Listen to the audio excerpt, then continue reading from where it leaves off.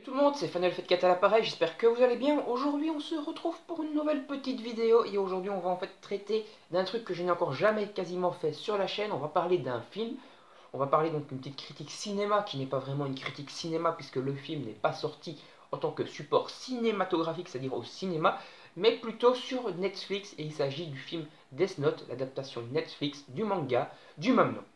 Alors, qu'est-ce que j'en ai pensé? Je vais directement vendre la mèche. Et j'ai vu Death Note le film deux fois pour pouvoir me faire un avis définitif. Après la première fois, franchement, j'étais complètement dégoûté du film et je lui aurais mis peut-être 3 sur 10 si j'aurais dû le noter. Maintenant, après l'avoir regardé à tête reposée une deuxième fois, et après m'être dit dans ma tête que j'allais me sortir le manga Death Note de ma tête pour pouvoir euh, comment, me regarder le film sans, comme je l'avais fait avec Dragon Ball Super, c'est-à-dire sans avoir trop le manga en tête et me dire ouais mais ça c'est pas comme ça, c'est pas comme ça, dans le manga c'est pas comme ça, c'est pas comme ça, et donc me dire franchement c'est une adaptation et donc il y a des trucs différents. Et ben alors je l'ai regardé une nouvelle fois et je lui mettrai cette fois un 5 sur 10, c'est-à-dire un film passable pour plusieurs raisons, parce qu'il n'y a pas en fait que le scénario ou que si ça colle fidèlement à une œuvre qui est important dans un film, il y a d'autres trucs à côté, il y a l'OST, il y a le côté dont comment c'est filmé, etc. Donc il y a vraiment beaucoup de trucs qui permettent d'apprécier un film, une expérience en règle générale. Alors, qu'est-ce qu'on en a tiré, donc qu'est-ce que j'en ai pensé de ce film? Je vais déjà d'abord faire un petit point donc, sur le manga et sur Death Note. Alors, il faut donc savoir que c'est une adaptation et il y a une petite théorie sur internet qui tourne déjà depuis un petit temps maintenant, comme quoi ça serait une suite au manga papier Death Note.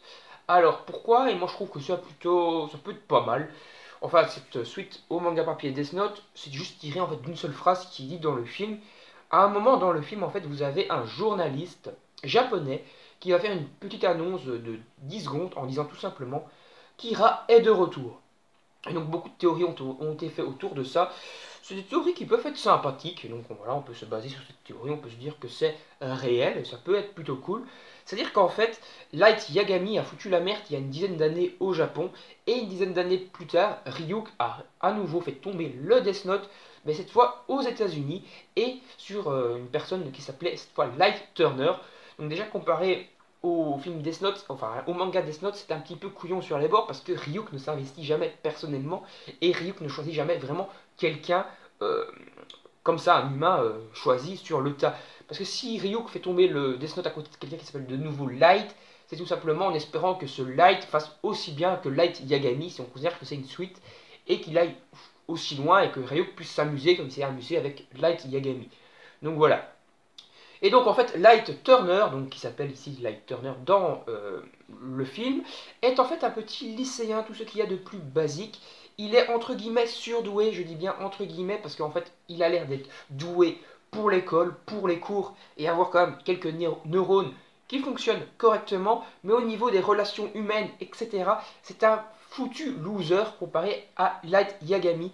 C'est-à-dire que Light Turner, tout simplement, se fait victimiser par les gros bolos de l'école, c'est-à-dire on appelle ça les bullies aux États-Unis, et donc il se fait victimiser par les caïds de l'école, il se fait manipuler par la première gonzesse du coin, alors que voilà, donc on a un Light un peu victime comparé au Light Yagami du manga, c'est-à-dire que Light Yagami à la base c'est le mec qui justement arrive à se sortir de toutes les situations en utilisant tout simplement son langage, son dialogue et en parlant tout simplement avec des personnes ou en les manipulant grâce au dialogue. Par exemple, s'il aurait été victimisé, entre guillemets, par un gros bolos de l'école, ça ne serait pas arrivé avec Light Yagami, mais bon. Si jamais ça serait arrivé, il aurait réussi à se sortir de la situation en parlant tout simplement avec le mec, avec le caïd. Alors qu'ici, il parle avec le mec, mais il raconte tellement de merde qu'il se prend une grosse pêche dans la gueule dès le début du film. Et donc, franchement, c'est voilà, c'est what the fuck. Light Yagami aurait réussi à s'en sortir, mais ici, non. Bon, on s'en fout.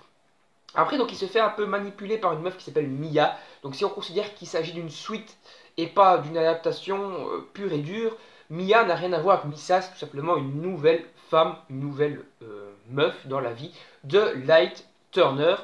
Et je pense qu'il faut plutôt se baser comme ça parce que franchement, Misa n'a strictement rien à voir avec Mia.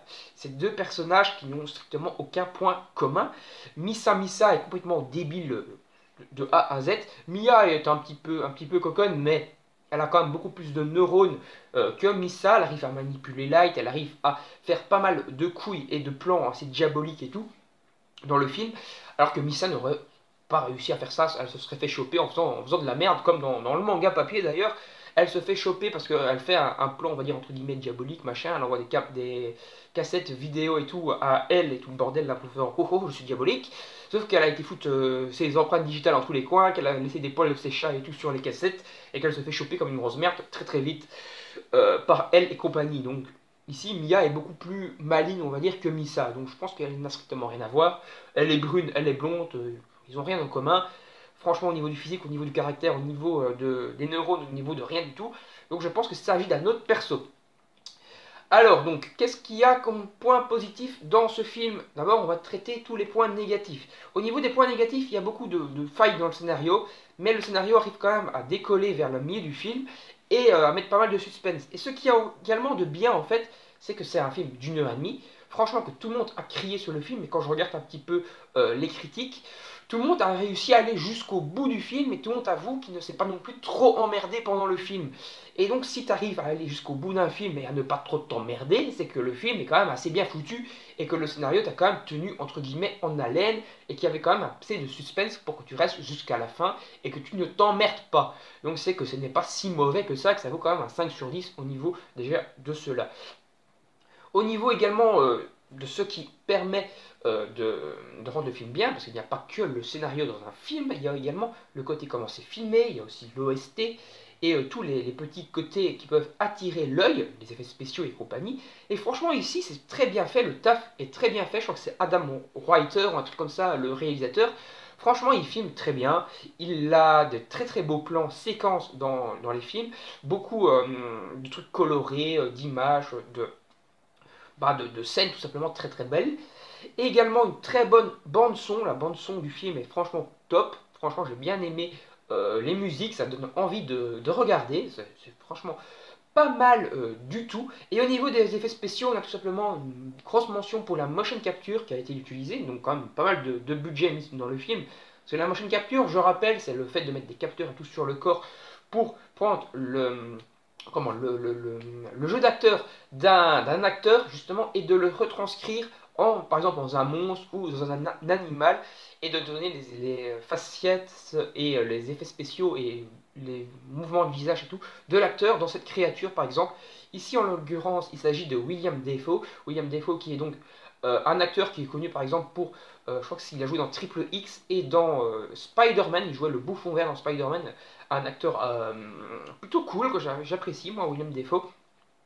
Et donc ici il a joué Ryuk avec la motion capture qui a déjà été utilisée par exemple dans La Planète des Singes pour donner le physique de César, donc le singe, et également pour Gollum. D'ailleurs il me semble que, je crois qu'il s'appelle Cersei quelque chose, l'acteur, et je crois que c'est lui qui joue Gollum et justement César de La Planète des Singes.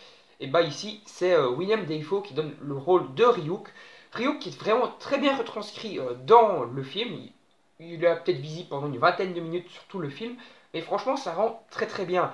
Et ce qui est également de cool là-dedans, c'est qu'en fait le doubleur de l'animé de Ryuk donne également la voix à Ryuk dans le film. Et je pense également que c'est le même doubleur français pour Light, mais ça j'ai encore un petit doute, mais il me semble que c'est à peu près ça. Au niveau maintenant du casting des acteurs, donc on a pas mal de défauts au niveau des acteurs. L'acteur de Light, donc qui est, comment il s'appelle encore? J'ai un trou de mémoire.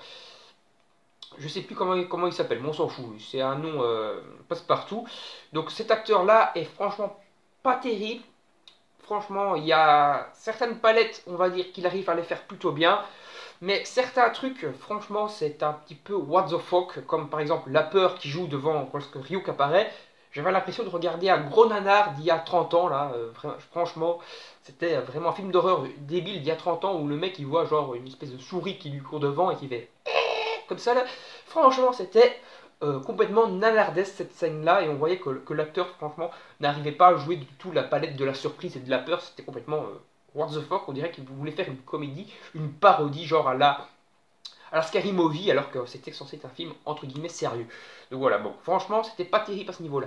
Mais il y a quand même des acteurs qui font franchement très bien le taf. L'acteur de L, bon, ça n'a rien à voir avec le L du manga, franchement. pas du tout terrible au niveau du L du manga. C'est pas très bien retranscrit sa personnalité, etc. Mais on voit quand même que l'acteur, il a franchement un très beau taf, qu'il a un très bon jeu d'acteur. Franchement, très très cool, le L, très bon acteur. Et également, on mentionne, moi, une grosse mention à l'acteur du père de Light, donc je crois qu'il s'appelle Turner, son nom de famille, mais je sais plus c'est quoi son nom, je crois que c'est Sam, son prénom. Franchement, très bon acteur, j'ai vraiment bien kiffé toutes les palettes qu'il avait de sa personnalité, toutes les palettes qu'il arrivait à jouer, etc. La tristesse, l'inquiétude, etc. Franchement, c'est un très bon acteur. Il n'y a rien à dire. Je sais pas dans quoi il a joué d'autre, mais enfin, je sais à peu près dans quoi il a joué d'autre, parce que j'ai été voir sa filmo, mais je sais pas dans quel rôle il jouait, par exemple. J'ai vu qu'il a joué dans le nouveau King Kong, là, qui est sorti il y a un an ou deux, là, qui est Skull Island, je crois. Je sais pas s'il a un rôle important ou pas dedans, mais c'est quand même une grosse production, donc ça fait plaisir de voir qu'il y a quand même des acteurs de grosses productions qui sont venus là-dedans, donc c'est quand même que c'était quand même pas mal foutu non plus. Hein. Les acteurs n'auraient pas accepté de jouer dans des grosses merdes, surtout des acteurs. Petit souci avec la caméra, donc on va conclure ici donc la vidéo. Donc quand même pas mal de qualité dans ce Death Note. Donc les gros défauts, je vous les ai dit, c'est pour ça en fait que pour moi je me mets juste un 5 sur 10, que c'est un film passable. C'est parce qu'il y a quand même trop de défauts, c'est-à-dire qu'au niveau en fait, par exemple de Watari, voilà, on va en revenir là-dessus, je pense pas qu'on ait parlé avant.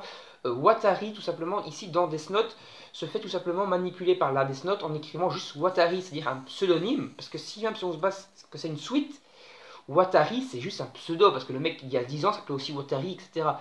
Et déjà Watari c'est censé un putain d'un seul mot, normalement c'est pas un prénom ni un nom de famille, même si on considère que dans Dragon Ball, par exemple, Son Goku, Son c'est le nom de famille et Goku c'est le prénom. Et donc, quand condensé, ça serait donc son nom et son prénom en même temps. Donc, Watari, c'est peut-être ça, mais c'est quand même un peu what the fuck de faire ça sur le film Death Note. Et donc, ça peut être un gros défaut, on va dire, qu'on pourrait dire, une grosse erreur au niveau du script. Mais bon, il y a quand même des défauts dans tous les films en général, il y a quand même quelques défauts par-ci par-là dans le script. Ici, c'est un gros défaut et c'est surtout pour ça en fait que le film, pour moi, est juste passable parce qu'il est assez mal écrit au niveau du scénar, même s'il y a quand même pas mal de suspense, et qu'on tient jusqu'à la fin. Au niveau des qualités, il y a des bons acteurs, même si certains sont mauvais, et au niveau des autres qualités, tout simplement, c'est un film bien filmé, avec des bonnes OST. On voit qu'ils ont voulu faire quand même un film passable, un film qui donne envie. Il y a quand même pas mal de bons effets spéciaux, un peu gore, genre Destination Finale, pour certaines personnes n'aimeront pas du tout. Il y a pas mal d'effets spéciaux, la motion capture avec Ryuk et tout ça. Franchement, c'est un film sympa, quoi. C'est pas un film fini à la piste comme Dragon Ball Evolution. Il y a vraiment du travail derrière. Des bons effets, des bons jeux de lumière, des bonnes scènes filmées. Franchement, c'est un film correct, qui vaut la peine quand même d'être vu et qui mériterait pour moi vraiment le 5 sur 10. C'est pas un film qui mérite des 1 et des 2 sur 10, c'est pas Dragon Ball Evolution, merde quoi, c'est quand même pas si mal que ça. Bon allez, on va s'en arrêter là, j'espère que cette vidéo n'aura pas été trop longue, qu'elle vous aura quand même plu. Moi je vous dis salut, à la prochaine, et si vous voulez vous abonner, n'hésitez pas, et donnez-moi votre avis sur le film, même si vous n'avez pas aimé, dans les commentaires. Allez, salut tout le monde, bye bye, à la prochaine.